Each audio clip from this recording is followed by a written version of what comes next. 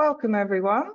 Hopefully you've had a great start to your day, and I'm sure others are joining us. But just as we get started, I wanted to say good morning, good afternoon, welcome from wherever you're joining us from, and thanks for taking the time to be here today.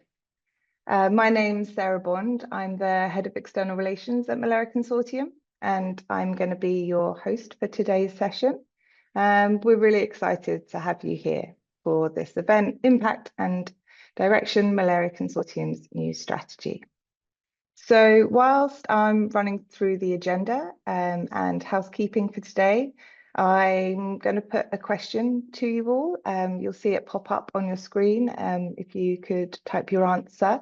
And it's just to help us find out a bit about how much you already know about Malaria Consortium, which will inform us about how we interact with those that are interested in our work and how we communicate about the work that we're doing.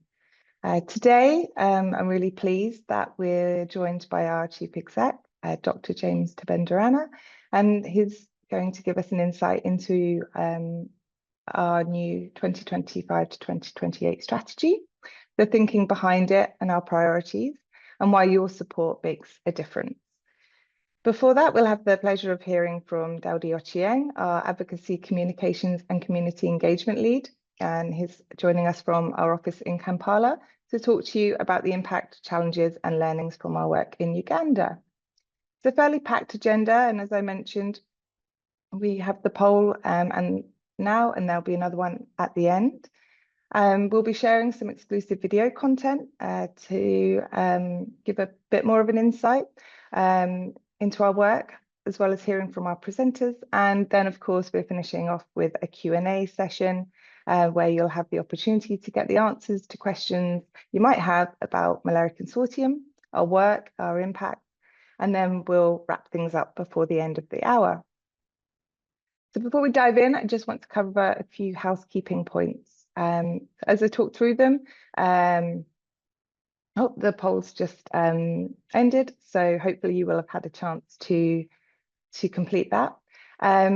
We're recording the session, so if you don't want to appear in the recording, when you might come on screen to ask your question, then I'd recommend you turn your camera off. And we'll be sharing that recording with those that have registered for the event, as well as internally, so that all of our colleagues in the organisation have an opportunity to hear what it is that you're all interested in. As for questions, please do submit questions throughout the session today.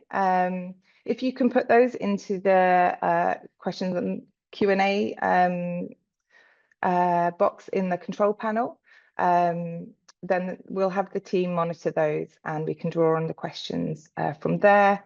You're welcome to use the chat feature to interact with each other, say hello, but we won't be monitoring that for questions. And if you see a question submitted that you'd also like to hear the answer to, if you can give it a thumbs up, upvote it, then we'll get a better insight into what those on the call are most interested to hear about. As I mentioned, we'll collate those questions and we would like to call on the selected questions to be asked directly. So when it comes to it, I'll call on you and we'll take you off the mic, off mute, sorry, and you'll have an opportunity to ask that directly. And then for those questions not able to be answered, we will look to provide responses and share those afterwards. So let's get started. First, I want to give you the opportunity to hear from people with first-hand experience of the diseases and health challenges that we're seeking to address. There's 13-year-old Musigwa telling us about his experience, and Atimango, who's a mother of two, recounting the catastrophic impact malaria has had on her family and the difference that village health workers, VHTs as she refers to them, have had in improving the health of her family and those in her community. And we'll also hear from a district lead in Ethiopia who was faced with a malaria upsurge, and how, with the support of Malaria Consortium and thanks to donors, they were able to act quickly and work with communities and health workers to reduce the impact of the challenging situation. So let's play the video.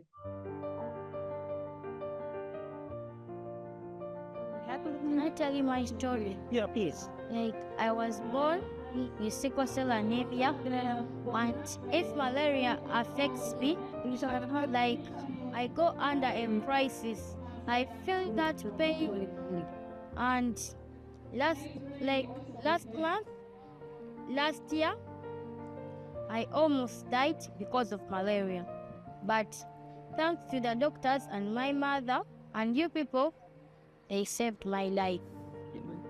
So malaria is really bad, especially it affects children.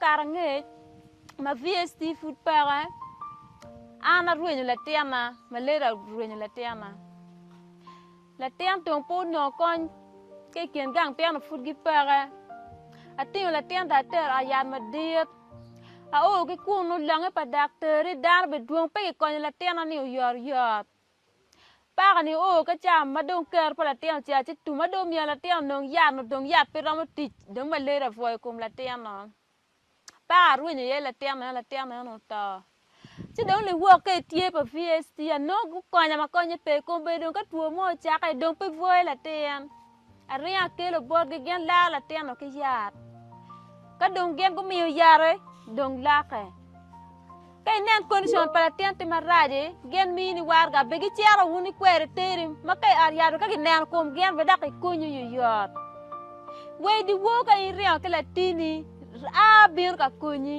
tenyo tiche money ni biono kunyi ki tuo ni chano lega na tieni kono lare lumi konyi gumet ker pa yat yet wo beti ken gang ke gumet la pim chamo kene betumo gumet la pim ki dakta wek pit po betek ire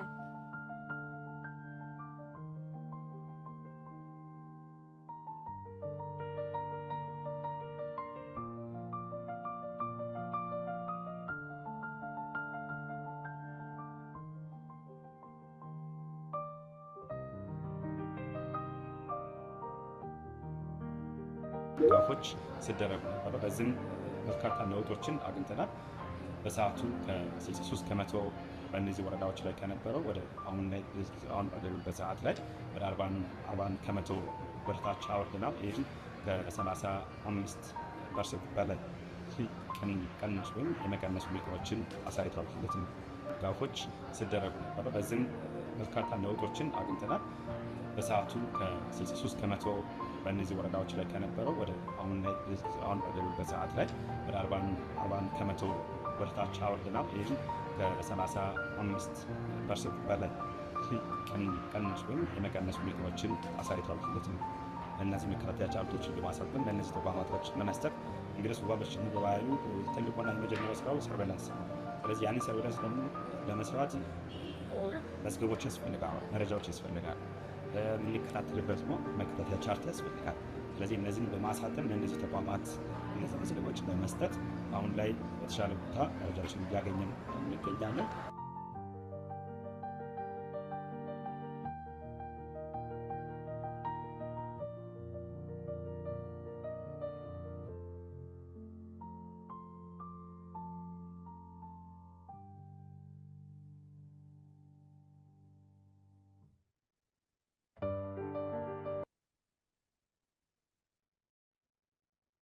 Well, I hope that helped bring to life the impact that malaria can have in people's everyday lives and the difference that increasing the accessibility of malaria prevention and other health services can make. And someone who can tell us more about some of this work is our first presenter, Gaudi Ochieng, who's an award-winning campaign leader in topics including malaria immunization, nutrition, HIV, wash and reproductive health, and has led programs across multiple countries in Africa. Dowdy, the floor is yours. Thank you very much, Sarah. Good afternoon, good morning, good evening, everyone. I am Dowdy Ocheng, the Advocacy, Communication and Community Engagement Lead, Malaria Consortium, Uganda. And because of your commitment, children in my country are waking up healthy, going to school with a smile on their faces again. I've spent 11 plus years with Malaria Consortium, working with communities from small villages to global health forums.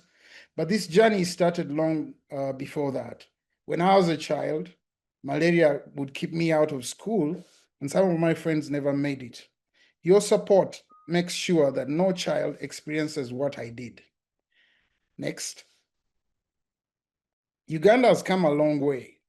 In 2024, our government aligned with the Yaoundé Declaration, committing that no child should die of malaria. The new national plan for 2026 to 2031 aims for a malaria-free population. Thanks to your support, malaria cases have dropped by 21% and malaria deaths by over 85%.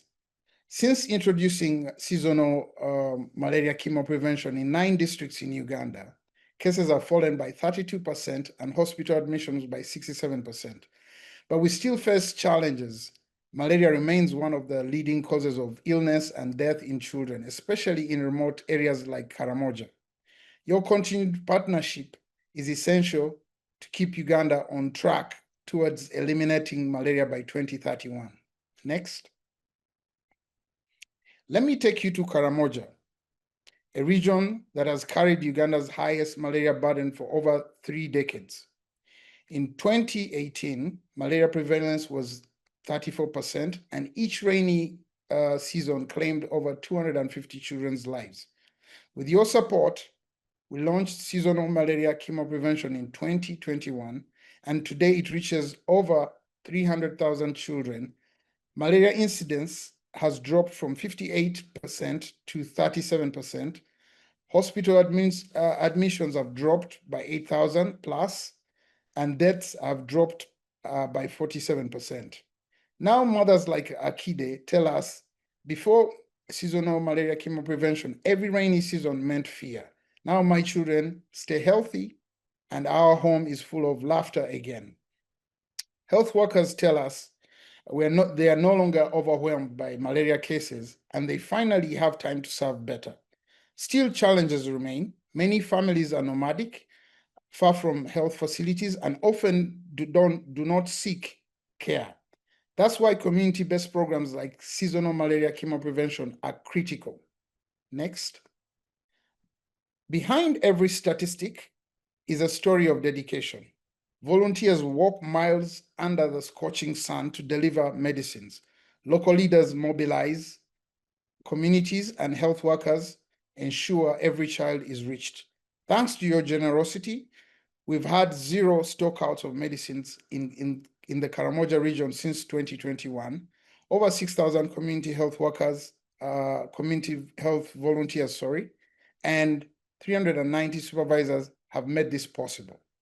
Your support does not just fund a program, it fuels hope, builds trust, and strengthens the bond between families and health workers. Next.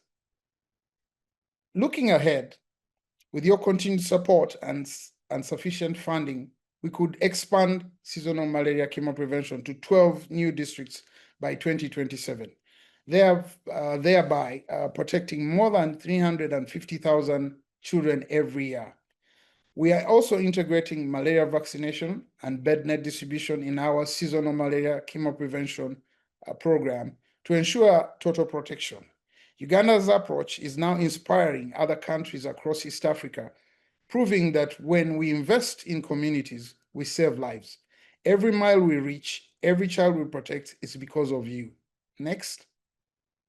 So when I began this presentation, I spoke of families who feared the rains. Today, those rains bring hope, not fear.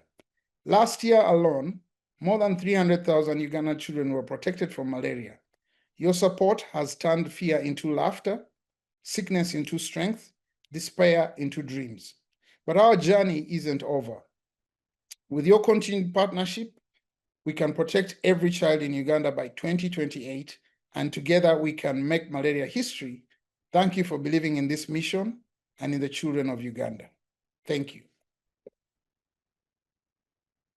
Thank you so much, Daddy. It's really inspiring to hear about the work the team in Uganda are leading and how it's evolving and to optimize the reach and impact for communities across the country.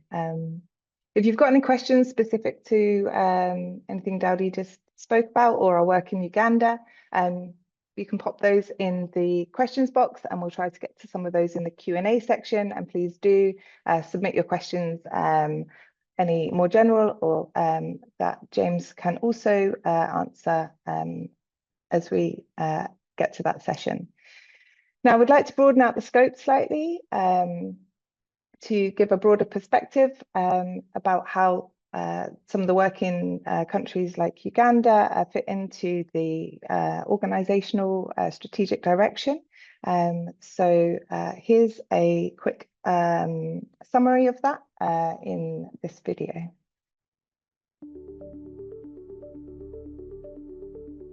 New journeys start with a bold vision. A vision where no one's life is cut short by preventable disease. Where every community can protect and shape its own healthy future. For over 20 years, we've stayed the course, driven by an unshakable commitment to change lives, confronting malaria, neglected tropical diseases, and childhood illnesses head on, reducing disease, strengthening systems, and building resilient communities. As I've been trained for ICCM, I've got a lot of knowledge, and now I'm helping the community. I'm working with the children below 5 years. That is when I give the malaria treatment. I'll also do follow-up from their homes, see whether the child is recovering. Ever since I started working, there's no child which have died from my community. With dedicated partners who stand with us from the first idea to lasting impact, whose belief in our mission fuels innovation and progress. Malaria Consortium ያው ከክልሉ ጋር በመቀናጀት ድጋፋዊ ክትትል ያደርጋል። በተጨማሪነት ሜንተርሺፕ ይሰራል። ያጋ ያለውን ጋብ በተጨባጭ ማላሪያ ላይ ያለውን ጋብ ትልቁም ችግራችን እንደወረዳ ከፍተኛ የበሽታ ጫና ተብለው ከሚባሉት የመጀመሪያው ወባ ነው። ወባን ለመከላከል ማላሪያ ኮንሰርቲየም የሰራው ስራ በጣም ብዙ ለውጥ አምጥቷል። እየደገፈን ያለው ነገር ጥሩ ነው። Now it's time to reimagine what transformation looks like, because our work must answer the important questions. What changes because of what we do? What will it take to end preventable disease? For us, it's about health systems that work for everyone, impact that can be measured, and solutions that last. With an evolving global landscape, climate pressures, shifting disease patterns, growing inequalities, it's no longer business as usual. It's time to think creatively. Using research alongside implementation science to learn, adapt, and improve for greater effectiveness and efficiency. Taking innovation and cross-sector collaboration to new heights. Designing solutions-focused programs that are locally led, nationally owned, and champion community power. សិទ្ធិភាពនោះគឺឲ្យគាត់បានយល់ដឹងពីការថែទាំសុខភាពហើយបន្ទាប់មកឲ្យគាត់មានការបង្ការការពារខ្លួនពីមូសពីអីចឹងណាគ្រូចាពីសុខភាពឲ្យគាត់បានយល់ដឹងពីសុខភាពគ្រុនចាញ់ Because programs succeed when people see them as their own. Embark on this new chapter with us, rooted in equity so no one is left behind, driven by evidence so every action delivers impact focused on sustainable systemic change. It's time for bold action, because the future of global health will be defined by the solutions we build today.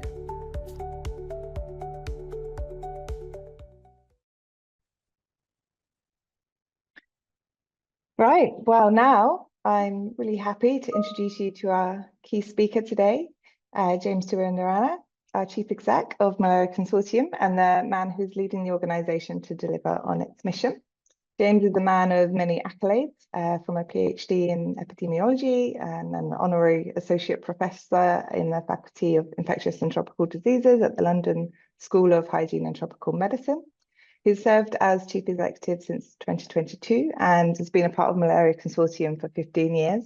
So it's with pleasure that I hand over to James to tell you a bit more about himself and Malaria Consortium's role in achieving the vision of a world free of malaria, where equitable access to healthcare empowers people and enables communities to thrive. James, over to you. Thank you very much, Sarah. Greetings to all of you, wherever you are in the world. Thank you for joining this very important webinar. I'm speaking from London on a typical autumn day.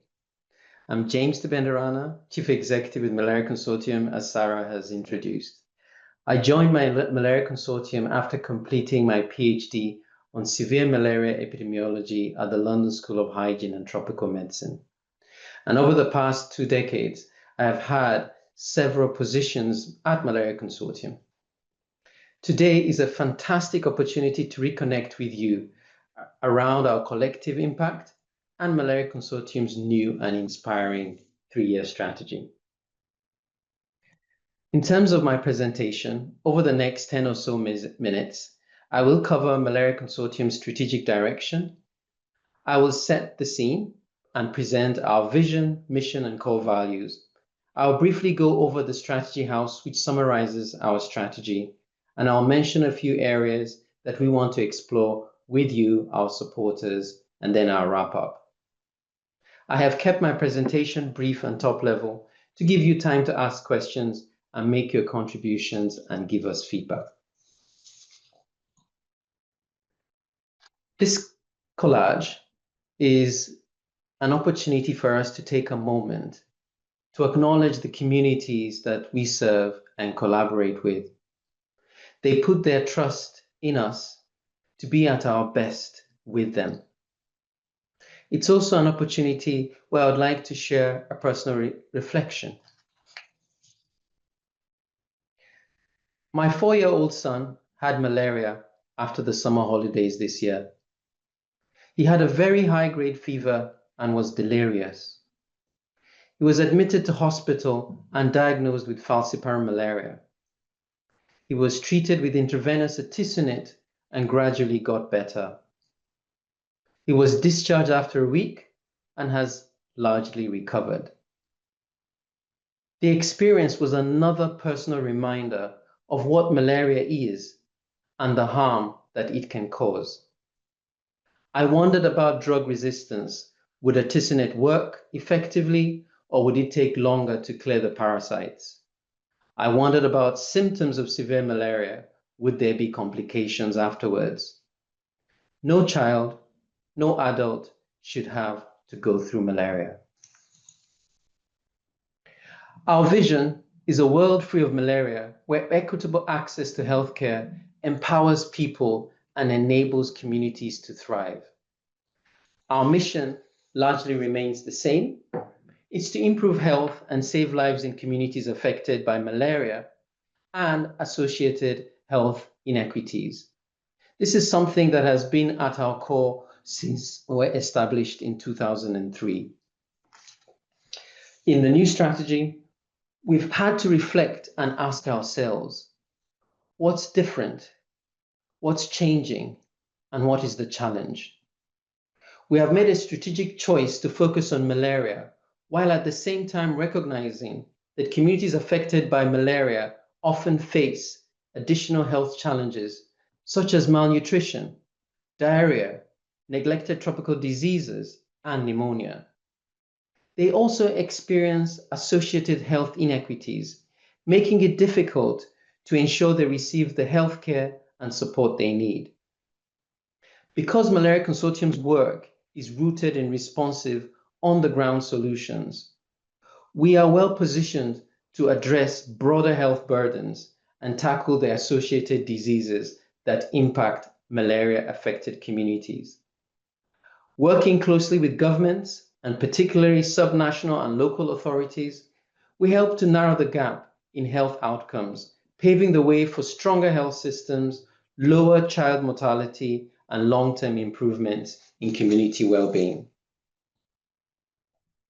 Our core organizational values shape our behaviors internally with our colleagues and externally with communities, governments, partners, supporters, and funders. Accountability. We use data, we value evidence and our experiential learning. Integrity. We share our successes and we want to do better at sharing what does not work well and what we want to improve. Respect. We want to build and uphold trust because trust is both a responsibility and a source of motivation, reminding us that our impact is shared and our mission is deeply rooted in partnership. Equity. Whatever we do, we believe that no one should be left behind, especially those most at risk and those most in need. The next image shows the locations of Malaria Consortium's offices and locations where we're involved in activities even if we do not have a registered office. Our head office is based in London and we are a registered UK charity regulated by the Charity Commission. We have 3 regional offices in Abuja, Nigeria, Kampala, Uganda, and Bangkok, Thailand. We work closely with Malaria Consortium US, which is an independent non-profit organization registered in the US. Our 11 offices are located across a spectrum of malaria transmission intensities, covering very high malaria cases in Nigeria to very low numbers of cases in Cambodia. In fact, Cambodia is at the last mile to malaria elimination, and we have been alongside the malaria program through its ambitious journey to get rid of malaria. The next slide is a summary framed as our strategy house. At the top is our vision, followed by our mission, and our core values at the foundation, where these elements and attributes shape our ambitions. Measurement cuts across, and we are in the process of defining our performance measurement framework. The columns in the middle show the 5 strategic pillars that shape the direction we are taking. Implementation, optimizing and scaling up local-led implementation of proven health solutions.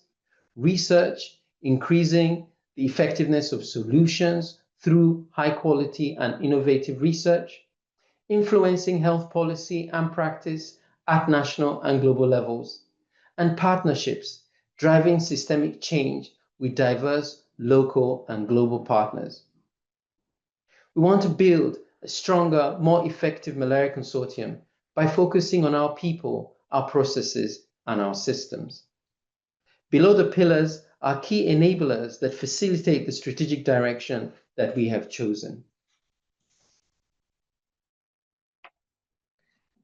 Our on-the-ground technical experts work closely with communities and governments to implement effective health solutions.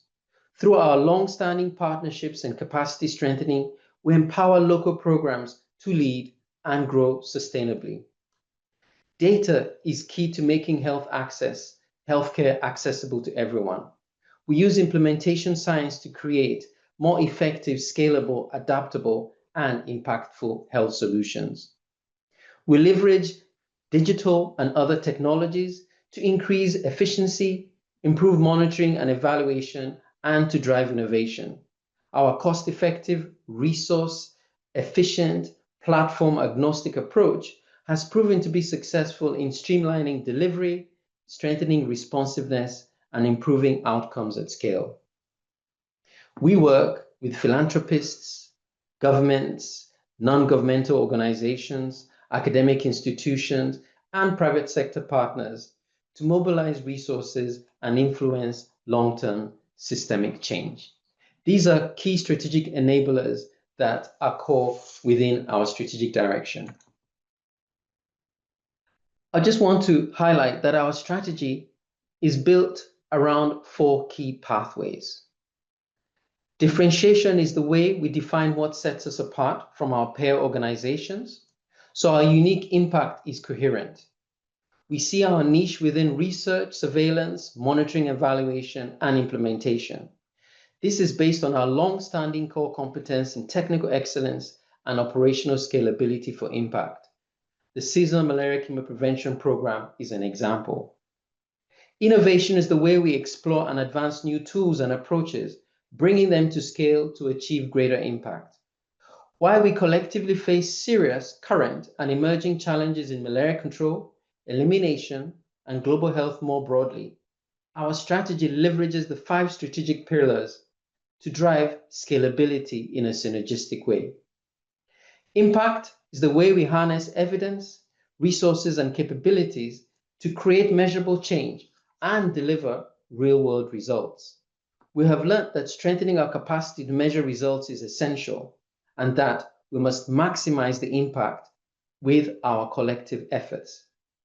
Transformation is the way we create enduring, systemic change, strengthening Malaria Consortium from within, and co-developing meaningful impact with our stakeholders.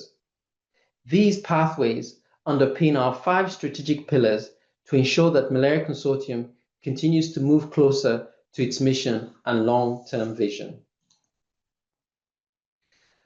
At this point, I'm sure you'll be asking, okay, how do we get engaged? There are just a number of areas I would like to raise for us to consider together. It's important that we maintain and leverage existing programs which are at scale, which are impactful and cost-effective. Our seasonal malaria chemoprevention program is an example, but in addition, insecticide-treated bed nets.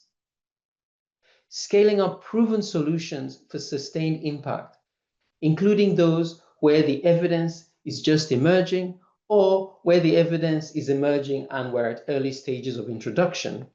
For example, the rollout of the malaria vaccine, as well as the potential rollout of perennial malaria chemoprevention. And these are 2 interventions that work very closely between the malaria program and the routine immunization program. Longitudinal multi-year programs to demonstrate in real settings reductions in malaria mortality and morbidity, but in addition, transmission. And it's important to reflect on the fact that these programs need to be at affordable cost to the health system, and that we're going through several challenges that require mitigation strategies. An example of this work is what we're doing with the program in Cambodia in eliminating malaria. We're also tackling the malaria resurgence in Ethiopia, a country that was making good progress, has had a significant number of cases as a result of a variety of factors. Catalyze pathways to scale innovations, especially those that are around the corner. Anticipating triple ACTs or what they're called artemisinin-based combination therapies, long-acting injectable agents, gene-drive mosquitoes, amongst others that are likely to come on board over the next 2 decades.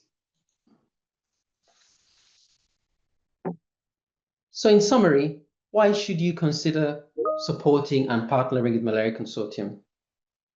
An organization with 20 years of experience tackling malaria, a leader in scaling interventions like SMC and integrated community case management, proven resilience during crisis like what we managed to achieve during the COVID pandemic, an organization that creates scalable solutions, and an organization that emphasizes data-driven impact. We think about equity and we think about communities being at the center of the solutions. We have strong collaboration with governments and peer organizations. So when you support Malaria Consortium, you support innovation, scalable programs that help save lives, build more resilient communities, and create lasting change. where it is needed most. I would like to acknowledge all our supporters, funders, donors, the effective altruism community around the world, national governments, national programs, partners, collaborators, communities, colleagues, and to thank you for joining this webinar, as well as the organizers that have made this possible. Thank you. Thanks so much, James. That was fantastic. And I hope everyone's learned a lot about our work and our new strategy and direction. So it's now time for the question and answers session. I've seen a few questions come through into the chat box, into the questions box. So please do continue to add your questions there so that we can work through them and call on you to ask them directly. Just having a read through, Ronke Aragobonlo, apologies if I've mispronounced your name. You had a question related to the distribution and awareness campaigns for the new malaria vaccine. And I think both Dowdy and James can speak to our work on that. Perhaps Dowdy can speak to the specific activities in Uganda, and James can speak more broadly about what that looks like in other countries that we work in. Ronke, did you want to come off mute and ask your question? Hello, everyone. Can you hear me? Yes, yes, we can. Good afternoon. Good afternoon, Sally. Thank you so much. Thank you, Dr. Tiberdarana. Sorry, Dr. James. Thank you for the presentation, for the insight. So I just really wanted to know the involvement of how Malaria Consortium is involved in the distribution of the vaccine in communities, and also what kind of awareness they are raising in these communities about the vaccine, because some people really have no, I'm calling from Nigeria, speaking from Nigeria. They've not really heard about the vaccine. So how have they been involved in that aspect?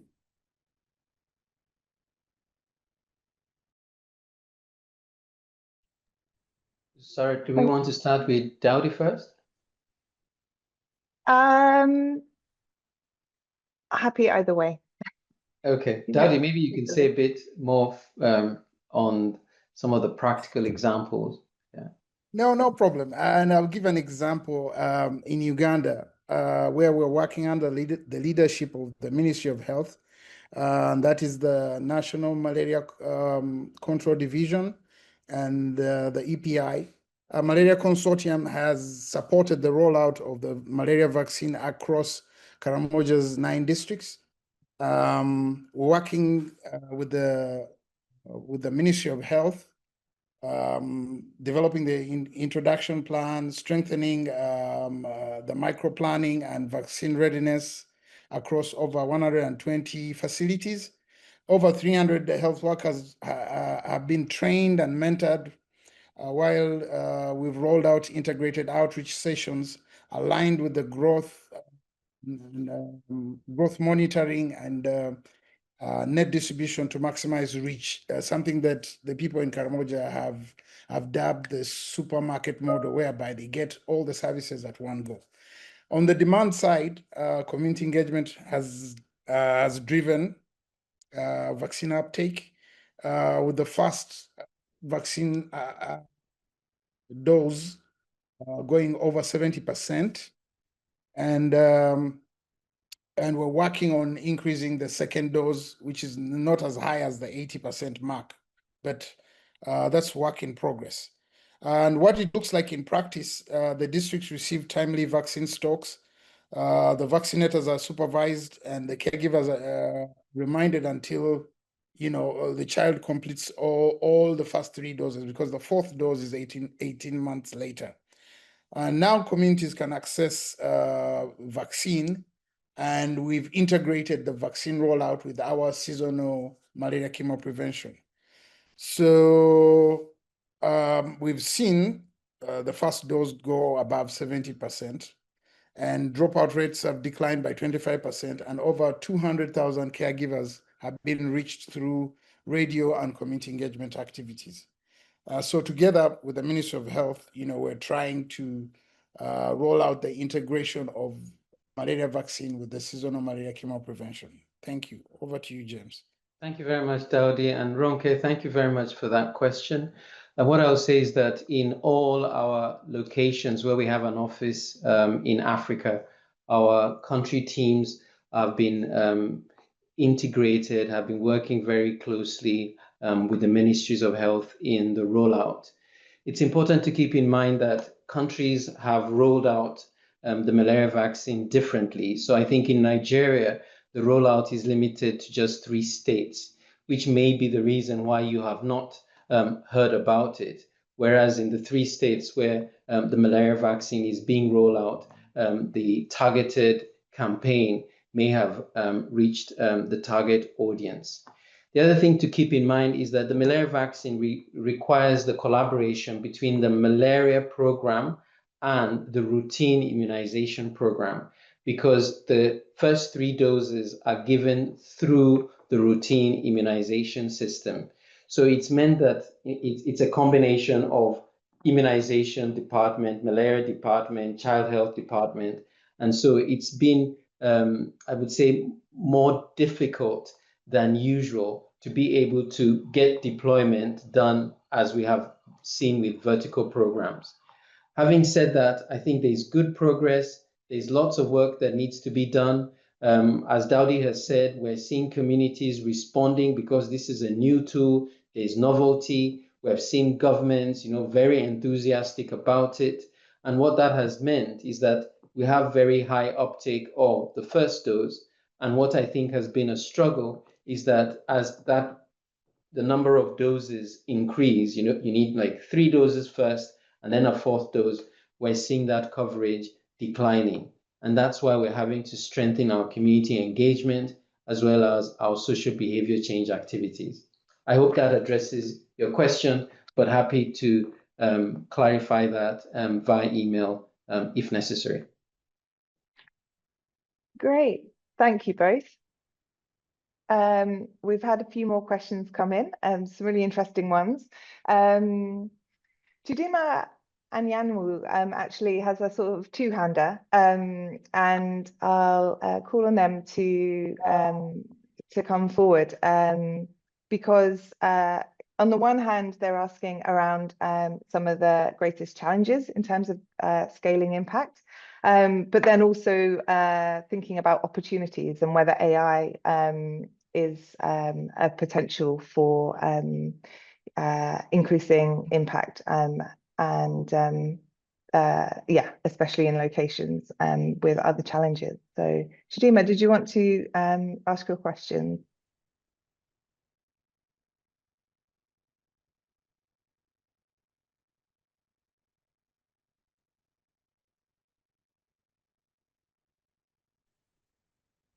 Are you there? Yeah, can you hear me? Oh, yes, perfect.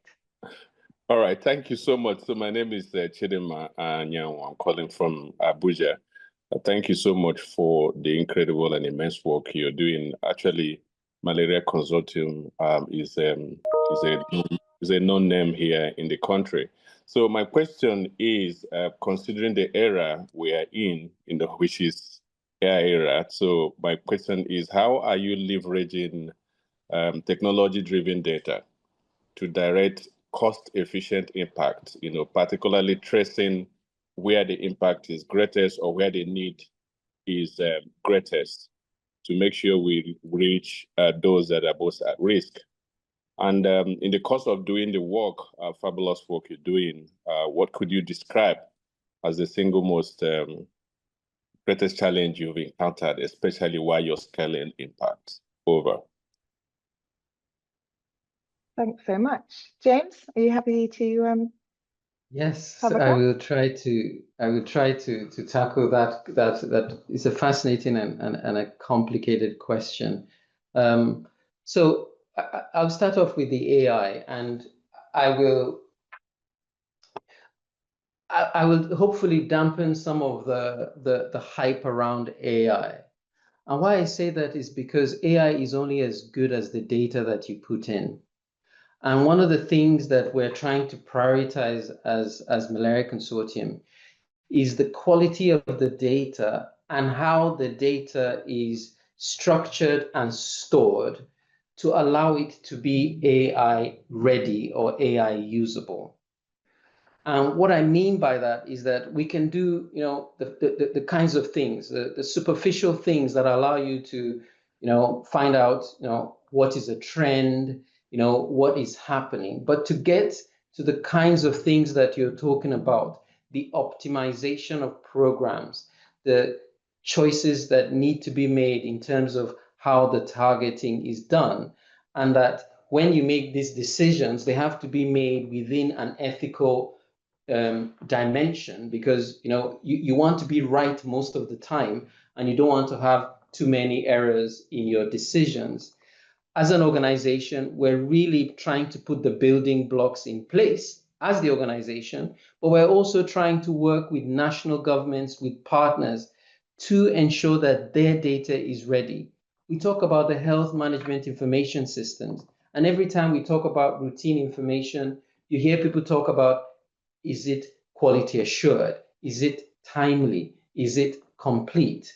And so that data needs to be at a point where it is able to be processed in an ethical way, in a way that protects the integrity of national governments, their ownership, but also the integrity of those whose data is in the system.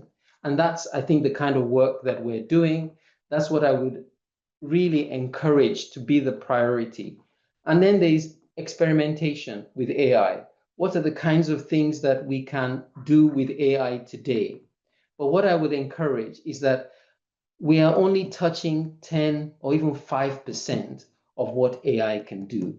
In the next 2 to 3 years, if we can't get our act together as a global health community, as a malaria community, we stand a chance of tapping into the 80, the 90% that AI can bring. If we don't deal with the building blocks now, that journey will take longer.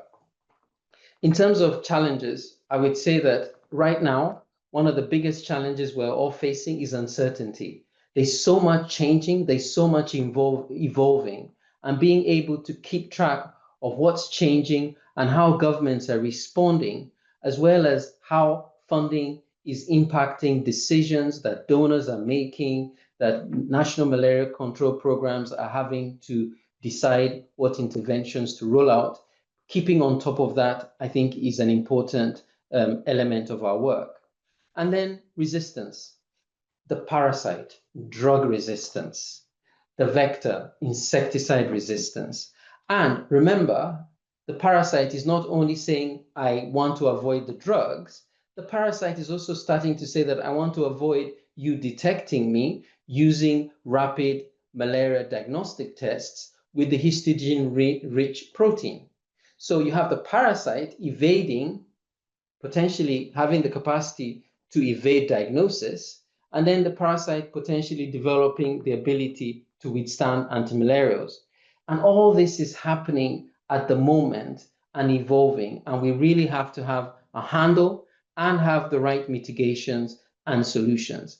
And this is where, as I said earlier, thinking about this long term, not just 1 year, 2 years, but thinking, what can we do over the next 3 years? What can we do over the next 5 years? So that we're consistent and we're embedding research, surveillance, monitoring, and evaluation to find those answers.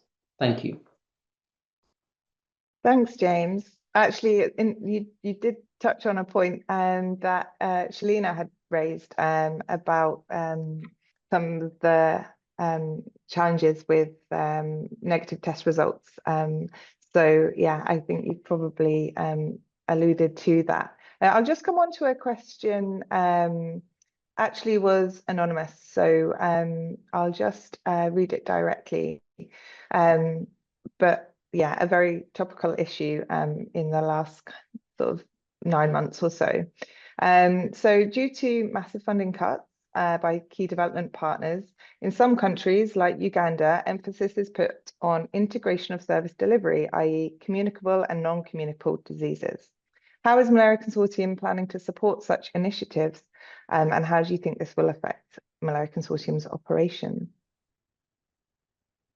Very pertinent question, and there's a lot of talk about integration.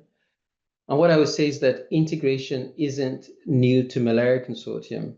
As an organization that thrives on health system strengthening, that works with evidence and data, we have been at the forefront of programs such as integrated community case management, where the common childhood illnesses, pneumonia, diarrhea, and malaria, we've been able to work in countries, Uganda, Nigeria, and several others, to demonstrate the approach as well as take it to scale. So integration is something that is, we can manage it, we can cope with it, but it's also a term that can be misused. Integration requires a careful collaboration and cooperation between departments in the ministry that have mandate. And so the example of malaria and routine immunization coming to work together, to plan together, to budget together, and therefore to have services delivered in a manner that is able to reach those that the service is targeting. And that is different from other things that we've also done, co-delivery, co-implementation, where you don't have to go through all the mandates, the planning, but that interventions come together at the service delivery point. So with our seasonal malaria chemoprevention program, we have shown that you can tag that to vitamin A distribution. We have shown that you can screen for malnutrition and refer children to treatment centers. And we are also showing that you can use seasonal malaria chemoprevention to identify children who have not been immunized or have not been fully immunized and refer them for immunization. So at one end of the spectrum, you have services working together at the service delivery point. And at the very end of that spectrum, you have the integrated planning that takes place through health systems. And so that's something that Malaria Consortium is capable of doing. Now, the thing about integration is your best coverage is determined by the weakest program you are integrating. And so if you have a program that is high coverage and one that is weak coverage, as you integrate, you find that you lose coverage. And that's something that requires careful attention, careful planning, so that the stronger programs are actually able to improve coverage of the weaker programs. And that requires research, it requires data, it requires engagement with policymakers, and it requires engaging very closely with communities. I hope that covers the question. Thanks, James. I think I learned a few things there as well. That was really interesting. We only have a few minutes remaining.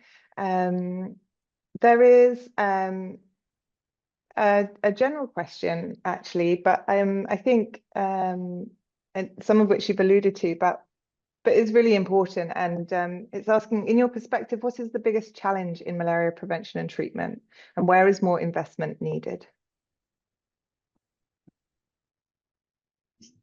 Good question. And I'll take it from the philosophical and general, and then I'll take it down to the detail. Historically, in malaria control, it's always been a debate between, do you go after the vector, the mosquito, or do you go after the parasite? And there've been, all of the work, to use indoor residual spraying, DDT, that whole era where the target was the vector, and to some extent there was not sufficient attention given to the health system or to some of the barriers that prevent communities from accessing health. And what that has shown is that effective malaria control and elimination is multifactorial and multisectorial. It can't just be about the parasite or the vector. One has to be thinking about what's happening within the health system and what's happening in things like agriculture, the environment, so that you're reducing the number of breeding sites and you're also ensuring that people's livelihoods are enabled for them to raise their income without exposing them to malaria risk. And I think that is one of the biggest challenges, because every time you see a tool or intervention, the first thing we all think about is, oh, how exciting the tool, the malaria vaccine, how exciting the net, how exciting the RDT, how exciting the drug. And then there's the community, and the fact that the community is grappling with a variety of issues and challenges that may hinder them from getting access to that tool. And that's why Malaria Consortium is putting more emphasis on the inequities that face communities burdened with malaria. On a granular level, over the last 2 decades, we have shown that you can take tools to scale. Insecticide-treated nets, integrated community case management. There's a long list. And what has happened is that the mosquito, the parasite, has reacted as a result of the evolutionary pressures. Drug resistance has emerged, insecticide resistance has emerged. And to tackle that requires granular, context-specific information. And because I think we've been at the scale up, we've not been able to have that granular level surveillance data, the granular level research, monitoring, and evaluation information to enable us to understand how to adapt our programs and to react to some of these changes that are taking place within the dynamics of malaria control. And that requires us not only to think about scalability, but also to look at research, surveillance, monitoring and evaluation, data as critical elements to the success of malaria elimination programs. I think those would be a couple of big picture and granular pieces that I would say are major challenges going forward and now. Thank you, James. Well, I think we've come to the end of our time, but thank you so much, James and Dowdy, for the presentations. And thank you everyone for joining us today. Before we close, I will put up another poll, and if you're able to take a minute to complete it, we'd really appreciate it. But yeah, it's been amazing to see so many people join us, and I can see also that many have as much commitment to ending malaria as Malaria Consortium, and a lot of passion, some really interesting questions. I'm sorry that we weren't able to answer more, but as I mentioned, we'll look to respond to those and share them after the event in due course, as some of our post-event communications. We'd love to stay in touch. So if you haven't already, you can visit our website, sign up to our newsletters, and learn more about our fundraising opportunities. Yeah, thank you again. And with that, I'll end it, and we hope to stay in touch and be connected again soon. Thanks very much, everyone.